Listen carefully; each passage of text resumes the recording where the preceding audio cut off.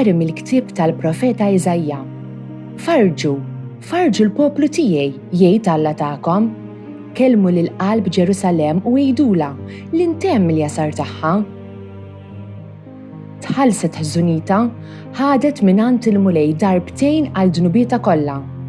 Leħen jgħajjat, ħejju t-triq għal mulej fid-deżert, wittu għal Alla tagħna moddija fix-xari. Jintradam kull wied u jitniżlu l-muntanji u l-għoljiet.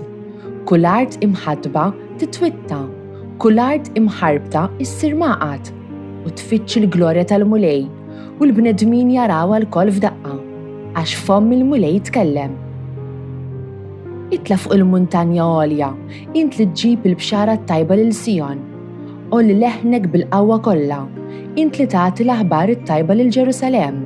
Għajjat, la tibżax. Ejt lill-bliet ta' Ġuda. Għawnu Alla tagħkom, għawnu Sidi il-mulej li ġej bil-qawwa u jaħkem bil-qawwa ta' drijow, għawnu biħlasu miegħu u r-rebħa tiegħu qudiemu. Bħal raj li jira l-merħla tiegħu bidrijow jiġmaħħa u l-ħrief fiħdan jerfaħhom u n-naċ ireddew bil-mod imexxihom. Uri lilna mulej it-tieba tiegħek u s-salvazzjoni tiegħek għatina. Ħanisma' xi jgħid Alla. Il-mulej jislim ixandar għall-poplu l-bib tiegħu. Ripi tassew is-salvazzjoni tiegħu għal dawk li jibżgħu minnu biex jammar is-seb fartna. Uri lilna mulej it-tieba tiegħek u s-salvazzjoni tiegħek għatina. It-tieba u l-fedeltà jiltaqgħu. Il-ġustizzja u s-sliem jitbewsu. Il-fedeltà mill-art simbet u l-ġustizzja mis-sema tixref. Uri lilna mulej it-tieba tiegħek u s-salvazzjoni tiegħek għatina. Il-mulej ukoll jagħti l-ġid tiegħu u artna tagħti l-frott tagħha. Il-ġustizzja qudiemu timxi u s-sliem fuq il-passi tiegħu. Uri lilna mulej it-tieba tiegħek u s-salvazzjoni tiegħek għatina. Qari mit-tieni ittra ta' San Pietru Apostlu.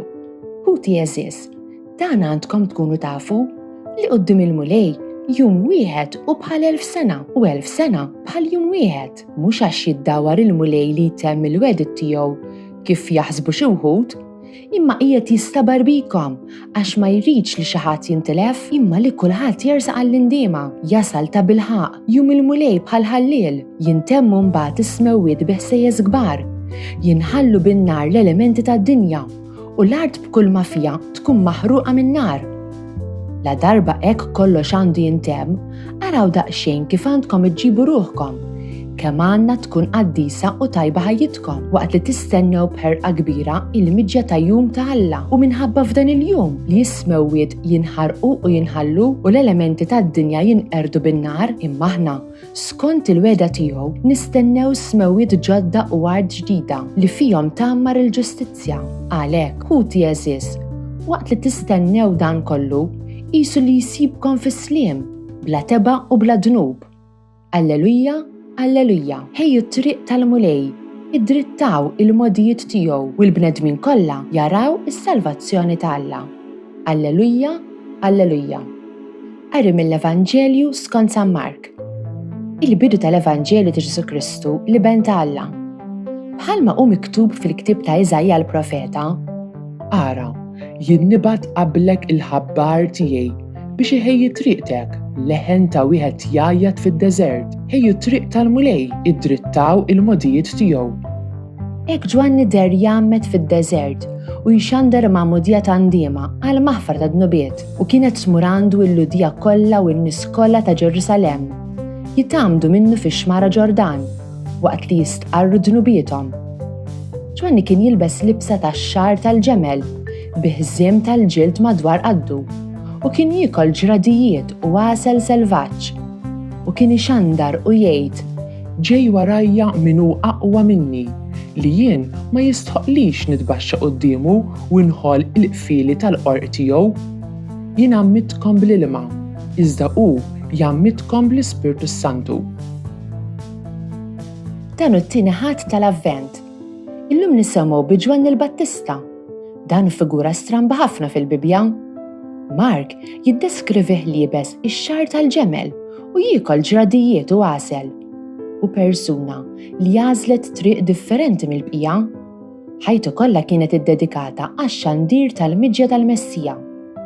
Il-ħajja ta' Ġwanni m'għandha xejn li aljena minn dan il-għan, ebda l-bisfin, ikel bnin, dar lussuża, u kien marbut ma' Ġesu diġà sa minn qabel twelidu u ddestinat li jwitti għal Alla tagħna modja fix-xari. Biex hekk iwettaq il-profezzja ta' Eżajja. Li ngħixu bħal Ġwanni fi żmienna tista' tidher ġennata. Fid-dinja tagħna kollox jinbena biex inkunu komdi mill-ikel li nieklu sad-djar li fihom ngħixu. Ħafna minna nqattgħu ħafna iżjed ħin imxaħxin fuq is-sufani tagħna milli naħsbu kif ħanwittu l-modijiet tal-mulej, imma li nidrittaw il-modijiet tal-mulej mhix ħaġa komda jew faċli u jekk ma naħsbux jew ngħixu ir-rabta tagħna mal-mulej, inħossuna mdejqa u vojta minn ġewwa. Aħna ġejna maħluqa minn Alla biex inkunu marbuta miegħu. Meta nsibu triqtna leh, fil-fatt inħossuna l-ikbar ferħ ta' ħajjitna. Il-modija li qed nidrittaw mhix biex nimxu fija aħna imma biex Alla juża ħalli jiġi jiltaqa' magħna. U diġà qiegħed ifittixna. Aħna sempliċiment hemm bżonn inżommu għajnejna miftuħa u nħejju għall-miġja tiegħu. Jeħtieġ nistaqsu lilna nfusna x'se jsibni nagħmel meta jerġa' jiġi? Se jsibni nistudja?